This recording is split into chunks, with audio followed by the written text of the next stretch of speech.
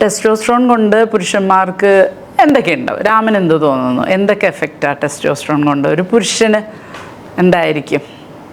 A man എന്ന് പറയുന്നത് നമ്മുടെ അഗ്രഷൻ എടുത്തു കഴിഞ്ഞാൽ അതിന്റെ പുറകിൽ ഇതാണ്. അതേപോലെ മസ്കുലിനിറ്റി ഏറ്റവും ഇമ്പോർട്ടൻ്റ് എന്ന് പറഞ്ഞാൽ ഒരു മസ്കുലർ ഫിസിക്ക്, ടെസ്റ്റോസ്റ്ററോൺ. പിന്നെ എന്തൊക്കെയായിരിക്കും?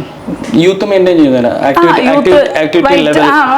വിറിലിറ്റി, വൈറ്റാലിറ്റി എന്നൊക്കെ പറയാം. അതായത് ഇപ്പോൾ ഒരു സെക്ഷൽ ഇൻട്രസ്റ്റ്, അതുകൊണ്ടാണ് ആ സെക്ഷൽ ഇൻട്രസ്റ്റും കുറയുന്നത്. ഏറ്റവും കൂടുതൽ ടീനേജ് കഴിഞ്ഞാൽ ഒരു 20s കഴിഞ്ഞാൽ പിന്നെ ഷാർപ്പായിട്ട് കുറയും.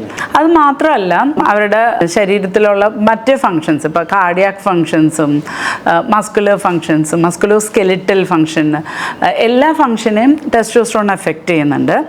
ഏറ്റവും പ്രധാനം ബ്രെയിനിലുള്ള ഇതാണ്. അതായത് പുരുഷന്മാർക്ക് കോൺഫിഡൻസ് കൊടുക്കുന്ന ഒരു ഹോർമോണാണ് ടെസ്റ്റോസ്റ്ററോൺ. അപ്പോൾ ഇത് കുറയണതനുസരിച്ച് എന്തുണ്ടാവും?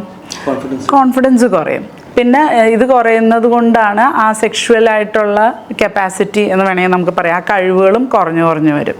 അപ്പോൾ പലർക്കും ഒരു ഉള്ളിൽ ഒരു ധാരണയുണ്ട്, അയ്യോ നമ്മൾ കുറഞ്ഞു പോയി എന്നുവെച്ചാൽ ആണുങ്ങളുടെ ഒരു വിഷമാണ്. ഒരു ഏജ് കഴിഞ്ഞപ്പോൾ എനിക്ക് പണ്ടത്തെ പോലെ ഇറക്ഷൻ വരുന്നില്ല, ഇറക്ഷൻ കുറവാണ്, അല്ലെങ്കിൽ എല്ലാ പ്രാവശ്യവും നിൽക്കുന്നില്ല, അല്ലെങ്കിൽ എല്ലാ പ്രാവശ്യവും ഇജാക്കുലേഷൻ പറ്റുന്നില്ല.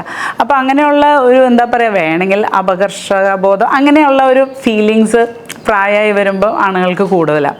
പിന്നെ അവർക്ക് പലപ്പോഴും ഈ ആഗ്രഹം ഉണ്ടാവും ലൈക്ക് വേണമെന്ന്, പക്ഷേ ആക്ച്വൽ ആക്ഷൻ വരുമ്പോൾ പലപ്പോഴും പ്രോപ്പറായിട്ട് ഇറക്ഷൻ വരാത്തതുകൊണ്ട്, അപ്പോൾ ഈ ഇറക്ടൈൽ ഡിസ്ഫങ്ഷൻ, അതായത് ഇറക്ഷൻ വരാനുള്ള ബുദ്ധിമുട്ട്, ഉദ്ധാരണശേഷി കുറവ് എന്ന് പറയുന്ന പ്രശ്നം അത്യാവശ്യം കോമൺ ആണ്. അത് 40 കഴിയുമ്പോൾ കൂടി തുടങ്ങും, 50 കഴിയുമ്പോൾ കൂടും, 60 കഴിയുമ്പോൾ വളരെ കോമൺ ആണ്. അപ്പോൾ